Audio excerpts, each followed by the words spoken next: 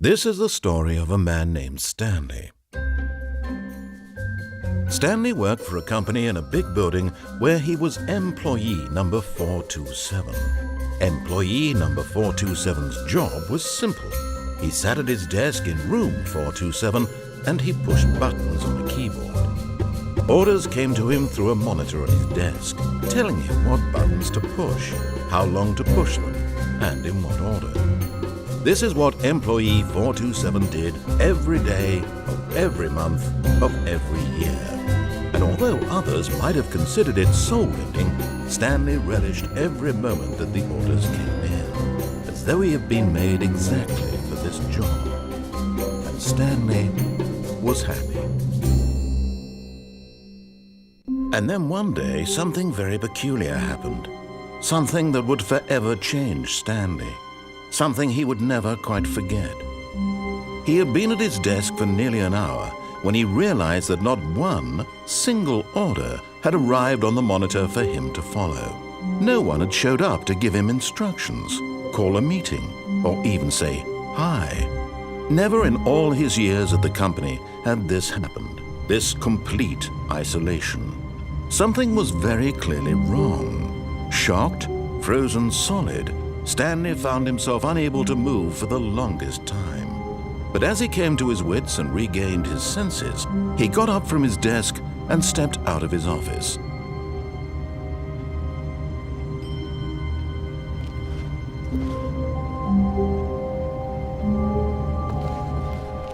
All of his co-workers were gone. What could it mean? Stanley decided to go to the meeting room. Perhaps he had simply missed a memo.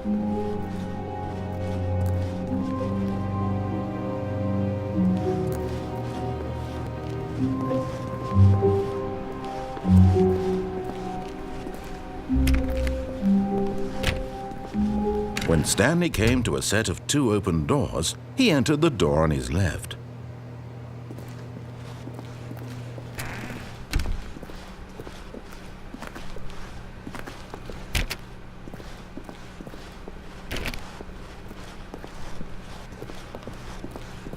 Yet there was not a single person here either.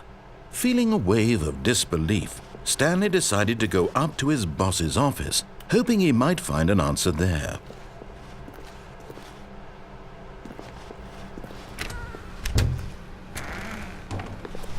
Stanley stepped into the broom closet, but there was nothing here, so he turned around and got back on track.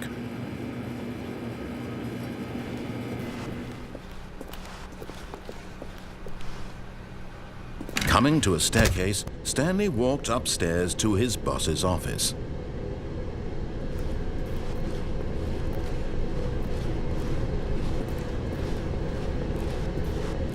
But Stanley just couldn't do it.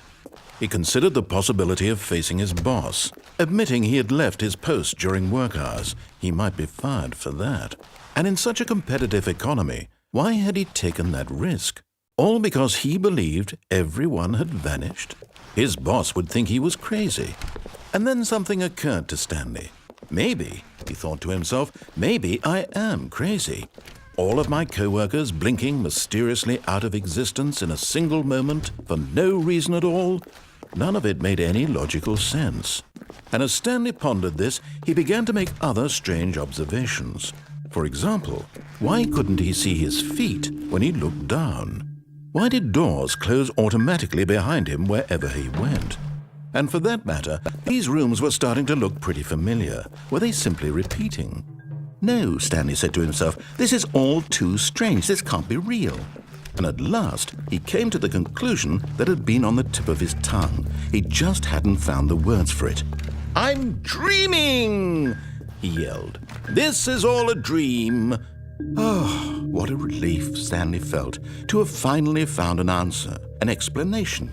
His co-workers weren't actually gone. He wasn't going to lose his job. He wasn't crazy after all. And he thought to himself, I suppose I'll wake up soon. I'll have to go back to my boring real-life job pushing buttons. I may as well enjoy this while I'm still lucid. So he imagined himself flying and began to gently float above the ground. Then he imagined himself soaring through space on a magical starfield, and it too appeared. It was so much fun, and Stanley marveled that he had still not woken up. How was he remaining so lucid? And then perhaps the strangest question of them all entered Stanley's head. One he was amazed he hadn't asked himself sooner. Why is there a voice in my head dictating everything that I'm doing and thinking? Now the voice was describing itself being considered by Stanley, who found it particularly strange. I'm dreaming about a voice describing me, thinking about how it's describing my thoughts, he thought. And while he thought it all very odd and wondered if this voice spoke to all people in their dreams, the truth was that, of course, this was not a dream. How could it be? Was Stanley simply deceiving himself, believing that if he's asleep, he doesn't have to take responsibility for himself? Stanley is as awake right now as he's ever been in his life. Now, hearing the voice speak these words was quite a shock to Stanley. After all, he knew for certain, beyond a doubt, that this was in fact a dream. Did the voice not see him float and make the magical stars just a moment ago? How else would the voice explain all that? This voice was a part of himself too. Surely, if he could just... He would prove it. He would prove that he was in control, that this was a dream. So he closed his eyes gently, and he invited himself to wake up. He felt the cool weight of the blanket on his skin, the press of the mattress on his back, the fresh air of a world outside this one. Let me wake up, he thought to himself. I'm through with this dream. I wish it to be over. Let me go back to my job. Let me continue pushing the buttons. Please, it's all I want. I want my apartment and my wife and my job. All I want is my life exactly the way it's always been. My life is normal. I am normal. Everything will be fine. I am okay.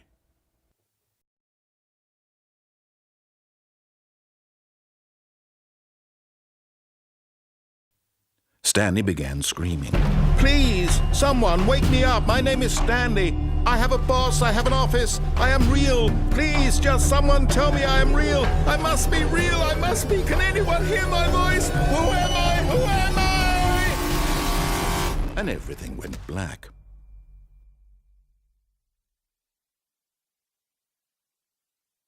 This is the story of a woman named Mariella.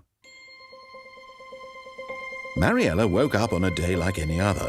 She arose, got dressed, gathered her belongings, and walked to her place of work. But on this particular day, her walk was interrupted by the body of a man who had stumbled through town talking and screaming to himself, and then collapsed dead on the sidewalk. And although she would soon turn to go call for an ambulance, for just a few brief moments she considered the strange man. He was obviously crazy. This much she knew. Everyone knows what crazy people look like. And in that moment, she thought to herself how lucky she was to be normal. I am sane. I am in control of my mind. I know what is real and what isn't. It was comforting to think this, and in a certain way, seeing this man made her feel better. But then she remembered the meeting she had scheduled for that day. The very important people whose impressions of her would affect her career, and by extension, the rest of her life.